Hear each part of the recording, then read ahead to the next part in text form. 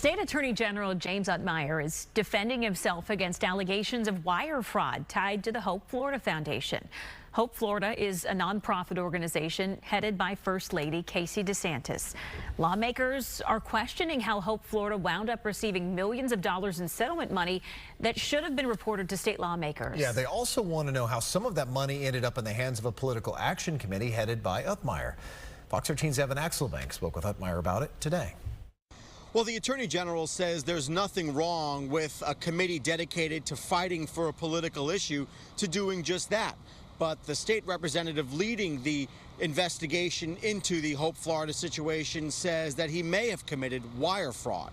2 days before new hearings on whether the future Attorney General knew Medicaid settlement money would wind up being used to fight last November's pro-marijuana amendment, James Uthmeier said he didn't know, and that it was all legal anyway. I was not involved in the settlement negotiations related to the Hope Florida contribution. And looking at it, everything looks legal. Hope Florida is a project led by First Lady Casey DeSantis. Lawmakers found it gave $10 million from a state Medicaid settlement to nonprofits that were fighting Florida's ballot amendments. The heat is on Uthmeier 2 months into his term as the state's top law enforcement officer because his political action committee, Keep Florida Clean, was the eventual recipient of that money.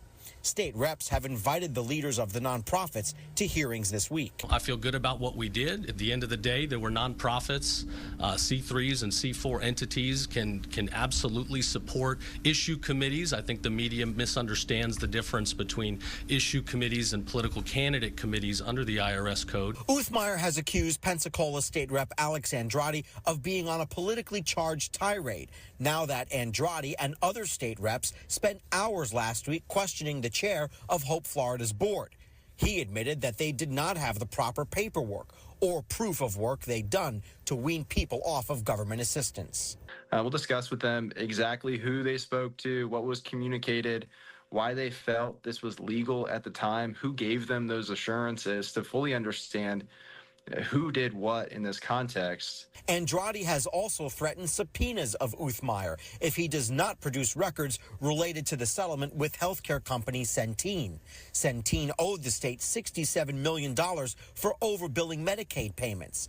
The $10 million that went to the PACs came from that money. I do not anticipate him being forthright, but what do you expect from someone who's committed money laundering and wire fraud? Uthmeier acknowledged today that he does have an obligation to provide records to anyone who is seeking them. He accused Andrade of doing the bidding of marijuana companies who are upset about losing the fight over Amendment 3 last November. Evan Axelbank, Fox 13 News.